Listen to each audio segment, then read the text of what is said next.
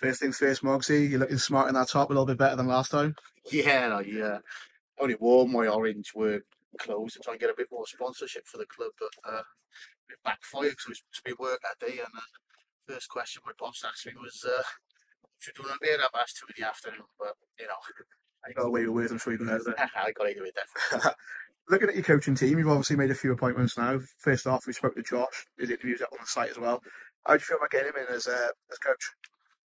Well, he brings a lot of experience in the women's game. It's going to need to transition over to the first team men's environment. But I've spoken to Josh throughout the season. Not just leading up to the off season. I've kept an eye on him, and I've kept an eye on the women's team up here, and I'm very impressed with the setup in general, but also how Josh has handled that level, being in the Welsh Premier League with the women, and he's done a great job there. Didn't really work out for himself and for the ladies, but he, you know, going up to that level and performing when needed to, they done a great job. It's something I was impressed with, something that I thought he could bring a lot of that experience of that level over to the men's game. And yeah, really happy to get him on board. I think it shows character from him and the girls to go through the season. It's a hard season when you're getting beaten, the scorelines they were some weeks, but to stick together and get throughout the season, that's the main aim, and they've done it, well, very well in the end.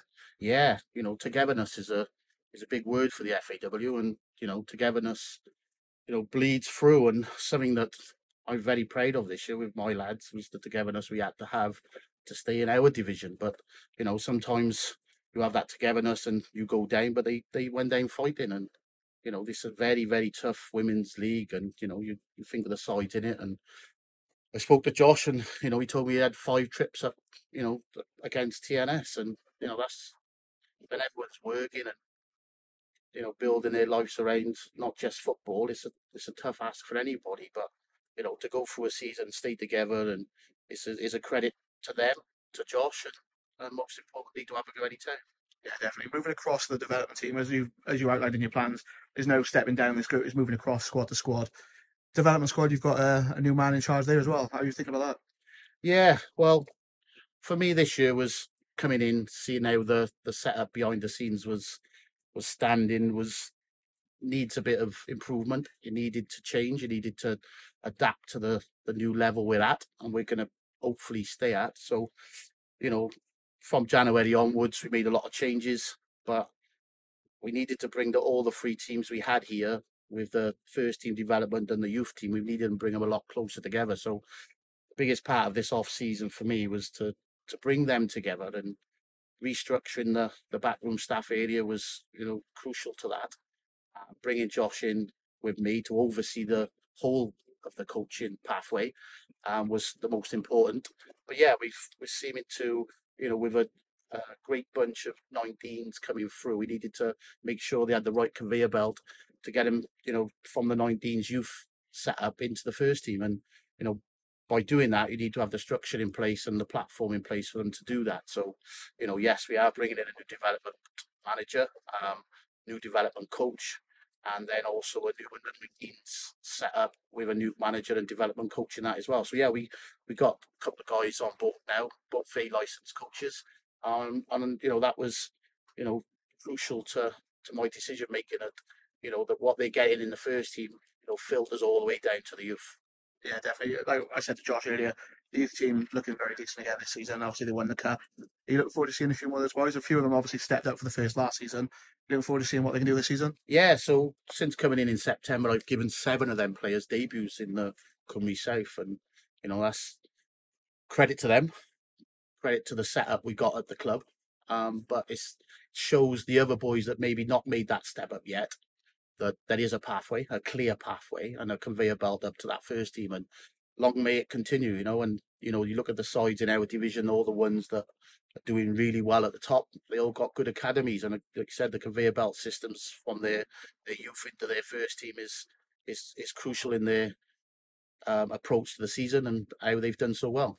Yeah, definitely. As you were mentioning with the coaches with the A licenses, there's going to be 4 of you in total who are either on the course or completing the course, all singing from the same hymn sheet from the same perspective. Yeah, exactly. A license is a very prestige course, and to have 4 A license candidates or A license holders at the football club can only be a benefit to the not just to the first team, but to the development team and also down to the 19s.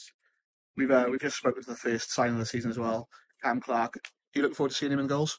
Yeah, it's a great signing for us. We had a really good first team keeper last year with Connor Christie, but unfortunately, work commitments he couldn't commit to this season. So it was the number one target for me was to get a goalkeeper in place early doors in pre-season, and lucky enough, because the magic world of Twitter, Cameron came about, and I contacted him early doors, and we built up a bit of a relationship over the last few weeks. Not overselling this place because I think this place sells itself, but he's a cracking lad with a cracking family background. Just wants to be part of a family club, and I think that's the best part of this we can offer him is that. But he will be, he'll be crucial to what we want to do going forward. And he's a great signing for the club, but also shows where this club wants to be. We signed him from Barrytown. He's had a great career before that, and I'm hoping now he can just kick on and take us where we want to go. Not mentioning any names, but have you got a few other people lined up to bring in? Yeah, I think if he was a manager in this league at this time of the season, he wasn't speaking to, double figure players, talking to 10 to 12 players at this time, then, you're doing something wrong. But I've always said that after this year, that my players from last season deserve the chance. They was the ones who got me here. They was the ones who got the club here and to stay in this position. They've proven that we can do it. What we didn't want from last season was to keep looking over the shoulder like we did. I think I mentioned it previously that, it was a tough season and you're constantly looking at other results because, that's going to help you where you finish. I don't want to be in that position again. I know where we need to improve, the areas on the field we need to improve, but it won't be a massive influx of players coming through the door. It's not going to be a turnstile moment at this club. I'm lucky enough to agree terms and to agree contracts with 90% of my staff and players. So it's going to be, small adjustments to what we need to succeed at this league. You see Reece Tandy moving across to Cambrine and Clydach. I'm sure you'll wish him the best of luck. He's going to be in the same division. Do you look forward to coming up against him? Yeah, I'm actually gutted he's staying in the division. To be fair, he's been a credit to the club. He's been here 6 years now. He's aged in them 6 years. I'm sure I looked at some of the photos, but he's a cracking lad, and he's just starting a family. Just bought his first house with his girlfriend.